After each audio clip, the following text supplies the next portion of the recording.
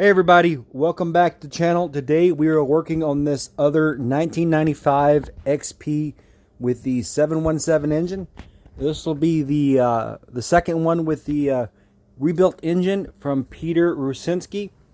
This is the one that we did a box opening a few weeks ago on. Excuse the motorcycles driving by. There is a motorcycle event. Charity event down the road, Doe for Joe, raising money for kids with cancer. I usually go to that with my parents, but they're out of town for another trip. I may head up there and check out the silent auction later. Right now I'm trying to get some stuff done on this. So this is the other engine from Peter Rusinski at Fox Valley Powersports. The other one's in that ski out there. This is one we did the box opening a few weeks ago on. We still have the other one right here. We haven't opened up yet. I still got to pay Peter for that. Haven't even paid him yet. I got to get an invoice, know how much he wants. So yeah, that one is not even paid for, and he already shipped it to me. So I love working with Peter for all these builds. Hit him up for your projects. 717, 787, and 951 engines. I think he also does some other Yamaha or Kawasaki engines. I don't know, but I stick with him for my Sea-Doo engines. Great guy to work with. So Peter, if you're watching this, get me an invoice for that, and I can get you paid. Got to get some of these skis sold. But yeah, he's helping me pump out and restore these bad boys. So I really appreciate that. So check him out at Fox Valley Powersports in Lake of the Hills, Illinois, right outside Chicago a little bit. I feel sorry for him living that close to Chicago. But yeah, so I've got my pump alignment tool in, as you can see. We got to get some shims for it and shim this bad boy up. It needs to come up a little bit. It's sitting a little low. But yeah, we're painting exhaust. I got another exhaust here. It'll be for that other one sitting out there with the purple cover. So that engine there will be going in that one out there. So whipping these 717s out like crazy. So we got this pipe here. Will probably go in this engine. This one here that was split will go in that other one over there. I cleaned them up, threw some fresh paint on them to make them look kind of nice. But we want to get that pipe situated underneath the exhaust manifold before we shim the engine, really. It's a lot easier to unbolt that engine, pivot it this way to get that pipe on and mounted in before we do that shimming. It's actually nicer to do just the lower half and then do the top half, do the top part last. But I was able to take this pipe out of this engine, out of this hole with it in one piece. I really don't want to break it. So we'll tilt that engine sideways. We'll pull that back out. We'll tilt that engine sideways, get that in there, and then we'll align and shim the engine. If you haven't watched my other engine alignment video, check that out. But yeah, this one will get a nice wet sanding when we're all done. And I probably won't get it sold this year, so I probably won't put mats on it until, I don't know, I might put mats on it and then put it in storage. Otherwise, I won't get mats till next year and put mats on in the spring. Still got some decals here to remove and clean up. Get all that done before we wet sand and buff it. As you can see here,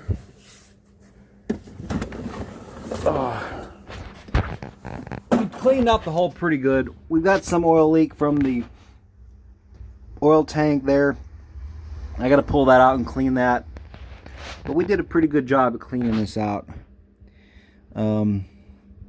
So it'll get all new oil lines. Most of the gas lines are pretty new. We'll replace a few. The gas tank is sitting in the shed. I got to clean that up. Can't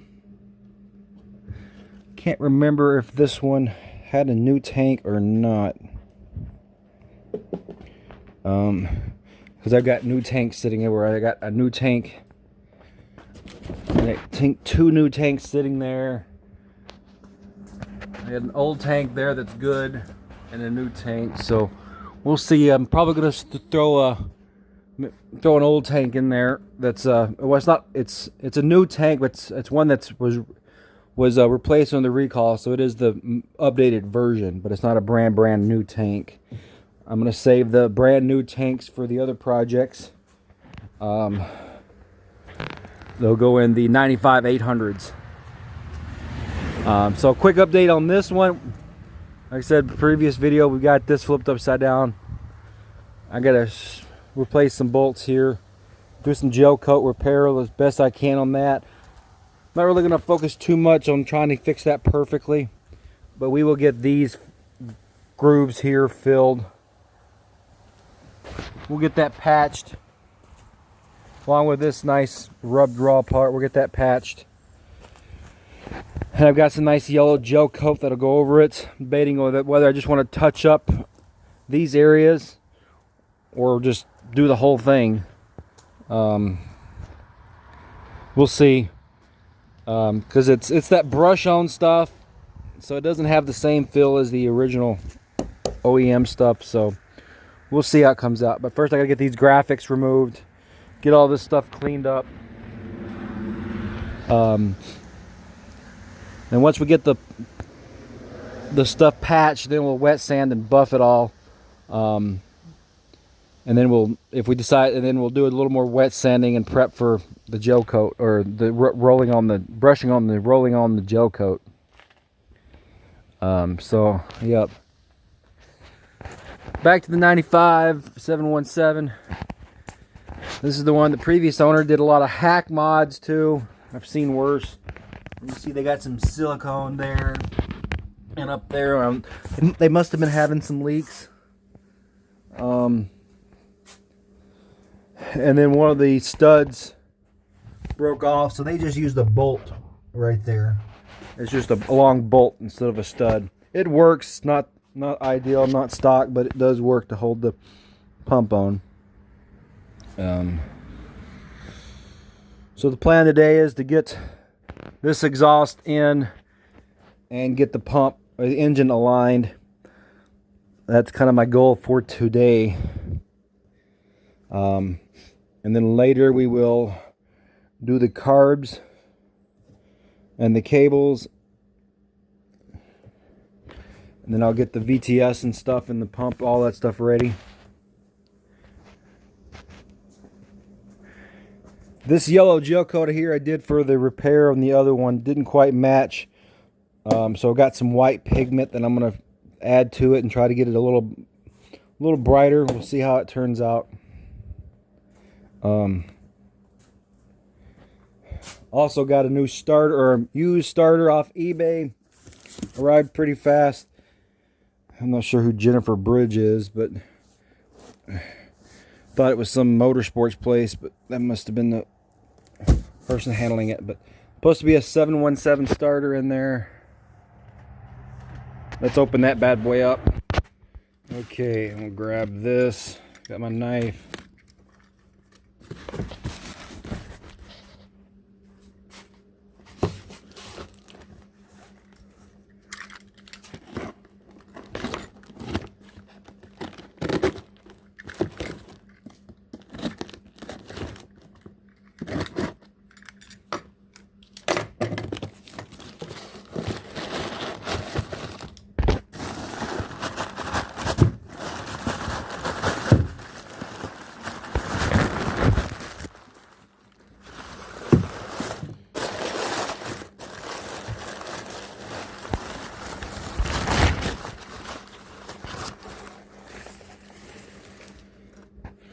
Yep, old Denso starter. We'll clean it up a little bit, throw some white paint on this after we verify it actually works. Their listing said it did work, so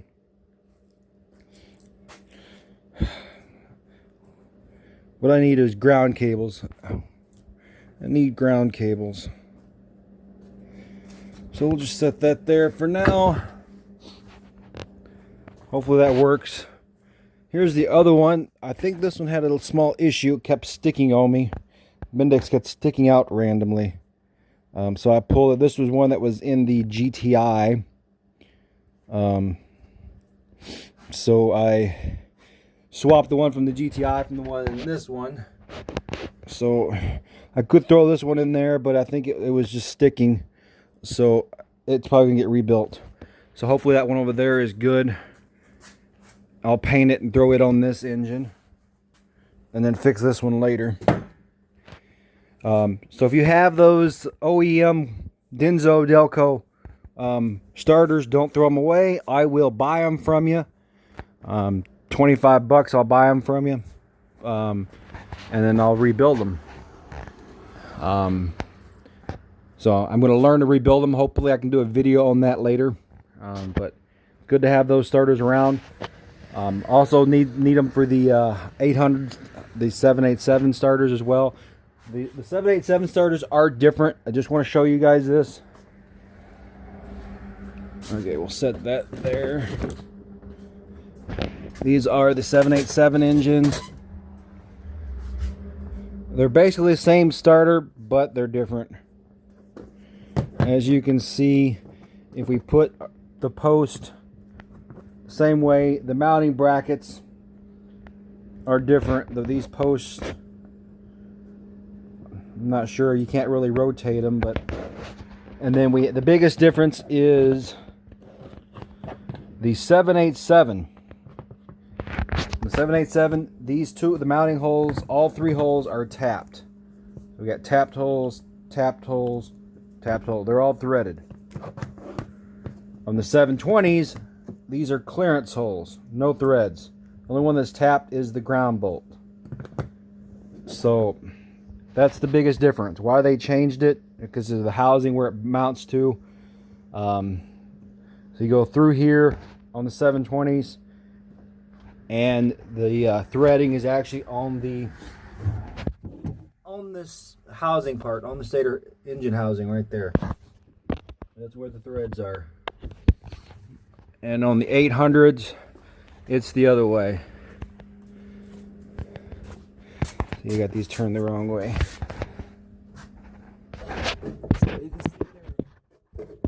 They're clearance holes on there. The bolt goes through the front all the way through it, and then threads into the starter. So if you're needing starters, make sure you notice the difference between them when you're buying them on eBay. So just remember, 717 has clearance holes, 787 has threaded.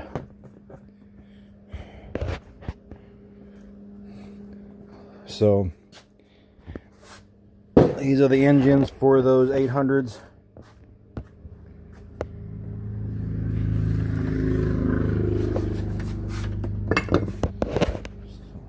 Yeah, I got a mess here. I got to get stuff organized, but I got projects to get done.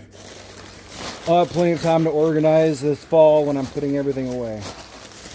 I'm putting everything away for winter. My trailer is a mess.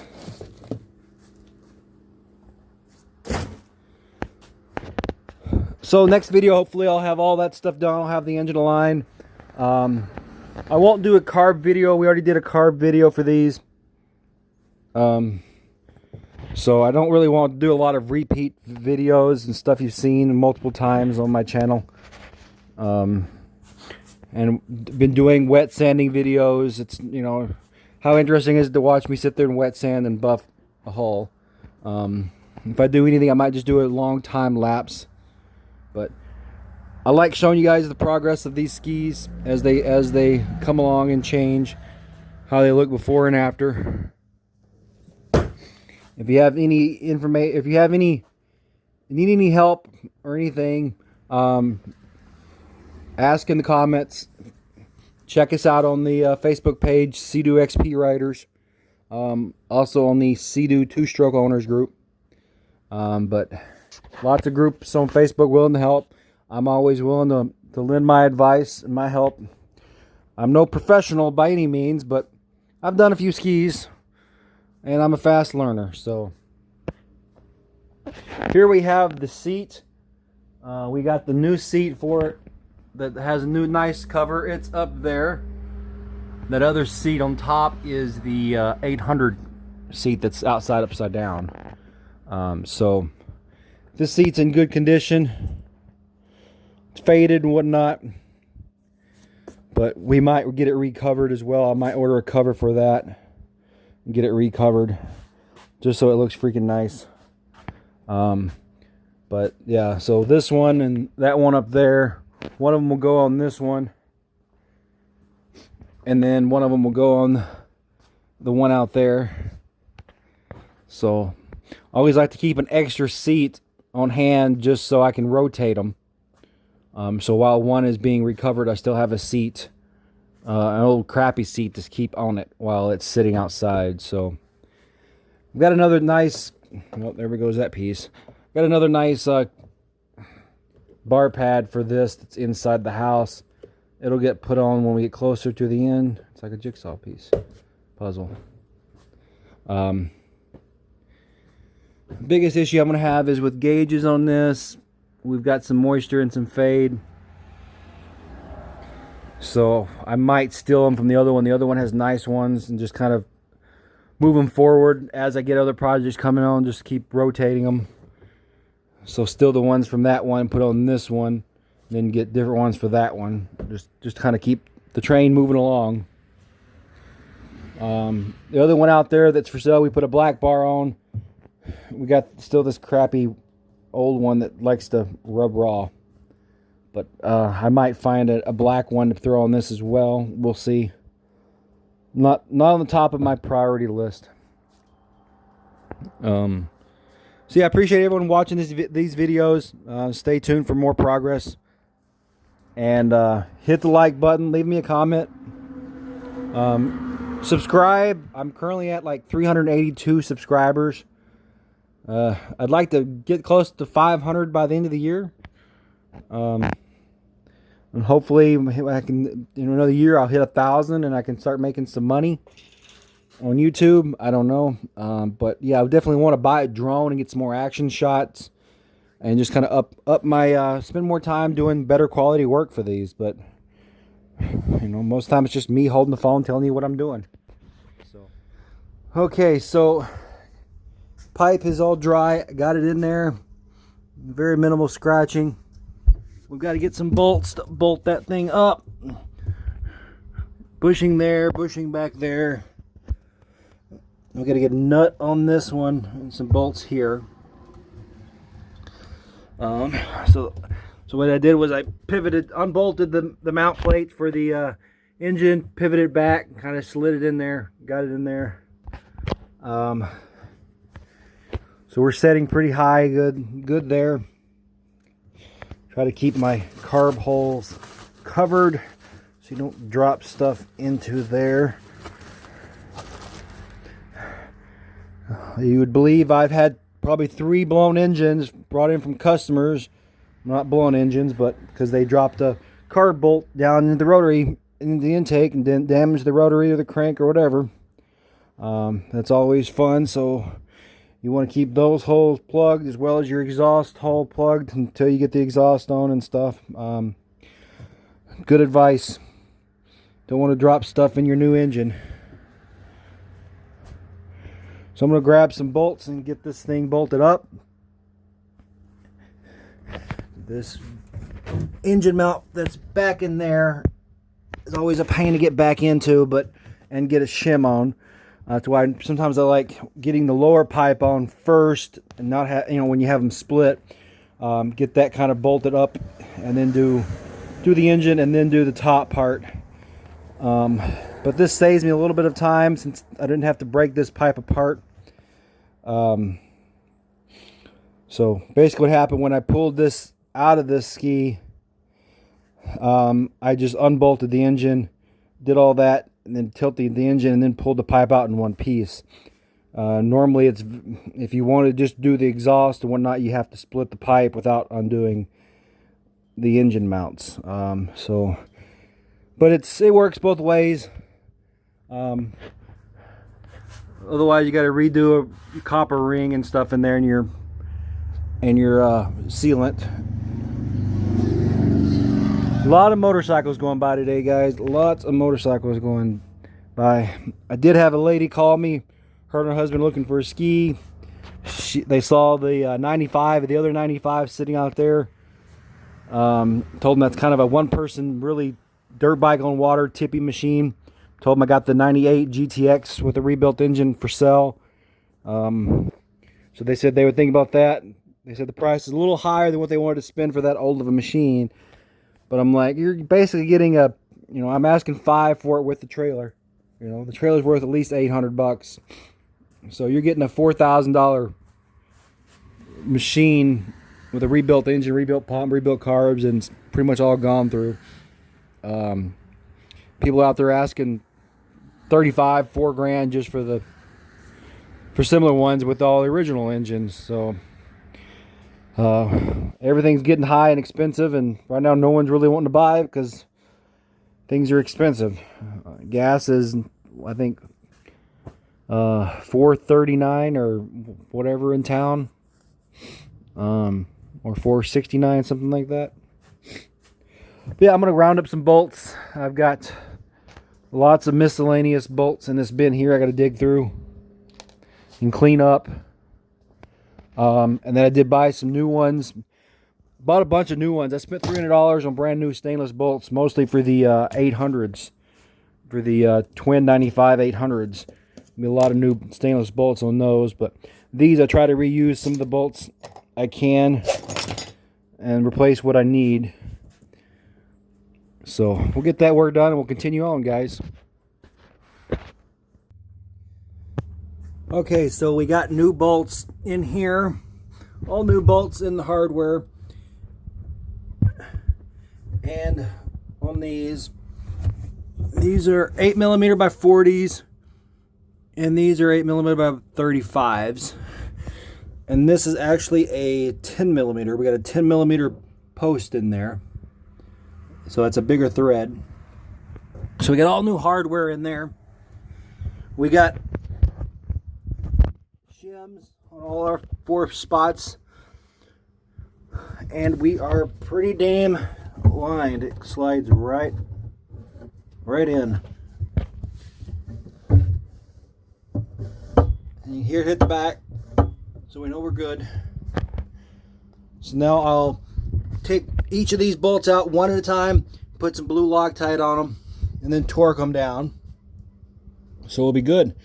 Then I gotta get this hose clamp here loosened up and moved back here to get that in position. And then our water line here, this will go back here to the fitting on the that fitting right there on the left. And then there'll be a T in the center somewhere in here that will go to the pisser line, which is right there. I've got to get a T fitting. We'll get all that hooked up. So yeah, then the engine will be aligned. Then we got our drive shaft here. I need new boots on the back, the rubber stoppers on the ends. I've got some of those in my assortment of rubber grommets and other stuff, random stuff. I got another PTO boot to stick on there as well.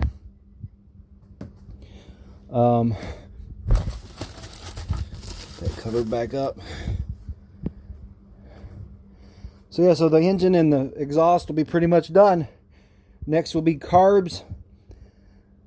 Carbs and then the pump. Then we'll work on the gas tank, the baffle, and the lines. And then get all the electrical in place. And she'll be ready to rock mechanically, and then we can focus on cosmetics.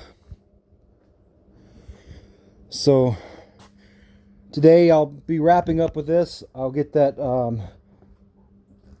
that water line done, get that exhaust clamp done. I gotta find my hoses and stuff here that go into those. I gotta find that somewhere. I got a bin full of all the. Got 3 of these machines pretty much gutted, and I got parts and totes everywhere. So I gotta find that. Gotta find the one for that one too. I've just got a mess everywhere. Parts everywhere from all these different projects, trying to keep straight. So yeah, thanks guys for watching this this update on this 95 XP 717 build.